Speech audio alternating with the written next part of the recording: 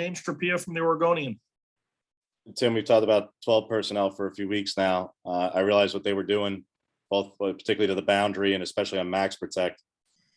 I know what you were down by way of personnel. So going into this week, how are you confident? Why are you confident that with hopefully replenished personnel, that 12 personnel will not just be used against you as it was the past couple of weeks?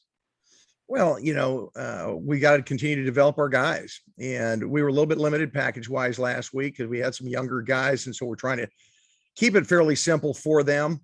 But we still got to fit things, right. And when teams give you some odd situations like we've been getting the last couple of weeks where you have to go to those adjustments, guys have to understand the adjustment and be able to play it effectively. And it's just going to be a matter of getting guys reps and making sure that they completely understand it and then play their fastest. Matt Bream, 247 Sports. Yeah, Tim, 8 defensive turnovers for your defense so far this year. And I think you've got like 5 turnovers on downs as well. Just what do you attribute this defense being able to be opportunistic and getting the ball back so effectively so far early on this year?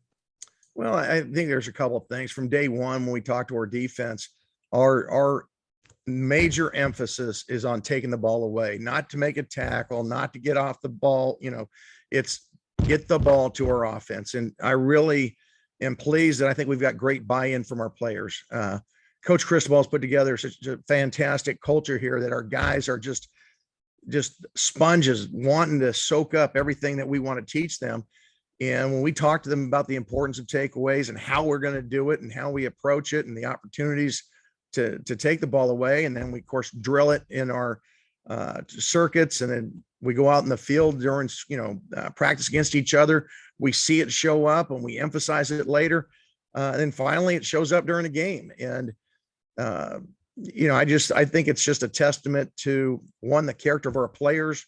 We've got guys with great athletic ability, but we also have guys that have great buy-in and believe in what we're doing. Alvaro Torres, End Zoners. Hi, Coach DeRuyter. I hope you're having a great day. Well, Arizona started the season with Gunnar Cruz at quarterback. However, Will Plummer and Sherland McLeod have also had playing time. How hard is to prepare for a game without knowing who the other team is the starting quarterback at? And does it change your preparation in any way compared to the other games? Well, I think it's more clear when you have just one quarterback to prepare for, and you can focus on that. Each one of their quarterbacks brings a little bit different skill set. You saw McLeod take the team down the field in the 2-minute situation on Saturday, and really his first opportunity to do some things. I think they're still going to run their package. You can't tell right now that the offense is really changing very much depending on the quarterback, but of course that can change. The McLeod guy looked like he was a fairly athletic guy. They could put some more design quarterback runs in with him. We have packages to address all those things, and we'll just have to play it by ear once we get to Saturday and see who they decide to line up.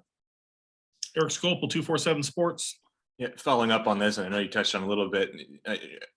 Do they look any different at all depending on who's at quarterback? Because have a decent sample size with, I guess not as much with McLeod, but with Plummer and with Cruz.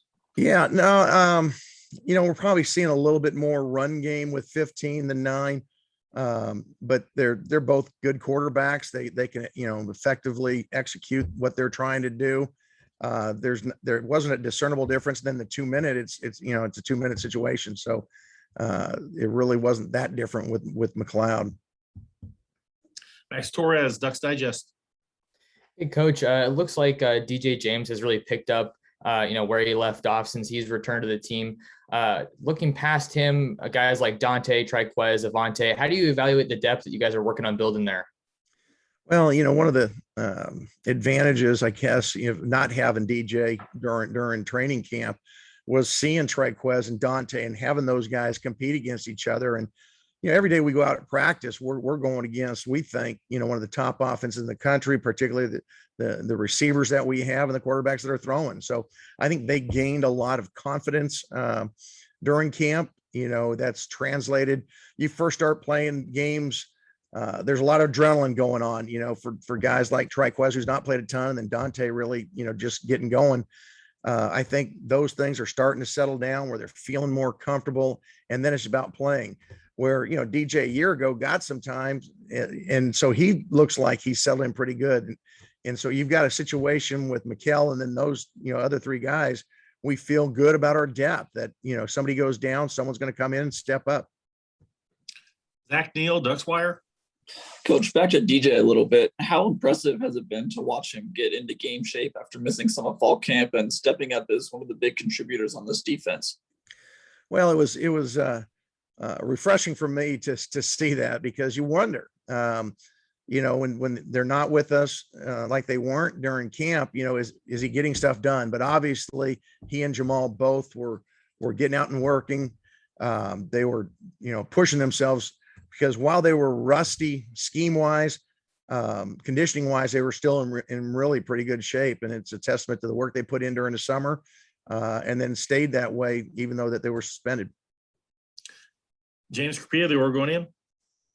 Tim, how do you feel about the boundary side edge position this past week? And in particular, if Braden's unable to go, just how you feel about Trevin, Shipley, and Buckner, and what they would be able to offer you this week if Braden is unable to go? Well, I think Ship and Trevin, are bigger body guys that typically play field for us. And you probably noticed we went to a different package at times to get three bigs and then move those guys into the boundary, depending on the personnel that we were seeing. It was new for them. And so there's some adjustments there. Buck has really been a third down specialist for us, but he's doing a better job on first and second down. So all three of them have to be ready, particularly if we're getting the bigger personnel groupings to play into the boundary. We hope to get Mace Funa back in and Ajax, supposedly back this week too. So hopefully, our depth will be better as we go into this week, and then certainly going forward, hoping to get, Braden and KT back before long. Jared Denny, Scoop Duck on 3. Hey, Tim, with the amount of young guys that you guys are rotating in at linebacker, how helpful is it to have a guy like Nate in that room? And how do you kind of assess his performance now that he has been playing a substantial amount?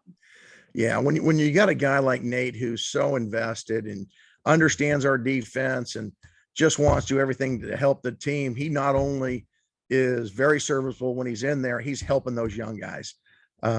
You've got Jeff Bossa and Jabril McNeil who, started training camp, at different positions, and now they've got to go in and learn a brand new position.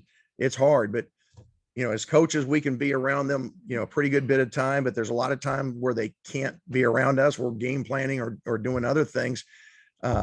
You've got guys like Nate who are taking those guys under their wing, and it's been really, really helpful to have that. And I think it's a great testament to who Nate is as a person as well as a teammate. Matt Preem, 247 Sports. Yeah, Tim, I know it's a small sample size, but 43% conversion on third down. I guess how concerning is that? Is that something that it can take a big jump of improvement, or what's just your level of concern right now? Well, clearly it's not up to standard. We've got to do a much better job, particularly in the third and mediums and longs. Giving up a 3rd and 14 the other days is not acceptable. And, we've played a couple, in the first 2 weeks. I think you look back now and, 2 pretty good passing teams.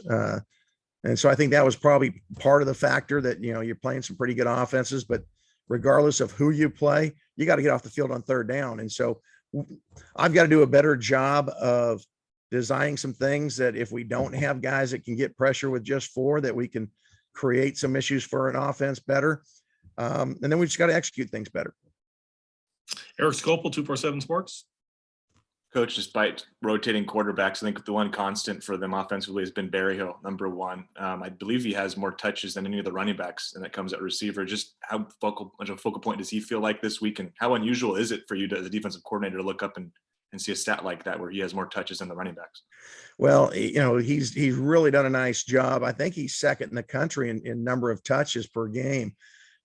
really an excellent football player, and they're finding ways, whether they're handing it to him on the jet sweeps or getting it to him on screens or getting it to him down the field. He's really taken to this new offensive package. And so, we got to know where number one's at all the time. And, we'll have some things that key into him, and then it's going to be, those one-on-one matchups, and hopefully we'll have more than one guy helping on him. But, if we're in that situation where we're one-on-one, we've got to win our share of battles with him. Time for two more. Alvaro. Well, Coach, I want to ask you, how is KT? Are there any updates on him, and what is like to work with a player of his caliber? As far as KT, he's still, I believe, day to day. I don't know that there's been any updates. I have not talked to the trainer today. He told me on Saturday he wanted to go, but the doctor he had not cleared him. He told me, at least 1/3 down, but he's on a day-to-day basis. Hopefully we'll see him this week, but that's up to the doctors right now. And as far as, being able to, how do I feel about coaching a guy of his caliber? Exactly. That's correct, Coach. Okay. It's great. I just wish he was available, every day. But even when he's not, he's out helping the young guys, mentoring them. He's a guy that understands our defense, can, help the younger guys with the finer detail points of it, with their technique, their eyes, their hands. It's really refreshing to have a guy of his talent who's willing to help others and not just self-centered. And just like I said, I'd just love to have him back sooner rather than later. Last question, Max Torres, Ducks Digest. Coach, DJ Johnson's a guy that has clearly shown that he can impact the game on the defensive line. Obviously played at Ohio State and a little bit last week against Stony Brook. With how good the freshman tight ends have been playing, what's DJ Johnson's defensive outlook look like right now? Well, we're going to continue to try to develop him, not just as a third down player, but a every down player as an edge guy for us. Early in his career, he had played defensive end. He's got some natural pass rush ability. He's got the size, the strength, the strike that we're looking for. Can be a very physical player. And so I see his role on defense elevating as we go forward. And we're just going to have to negotiate how much time he's with us versus how much time he's on offense. Thank you, Coach. Appreciate your time.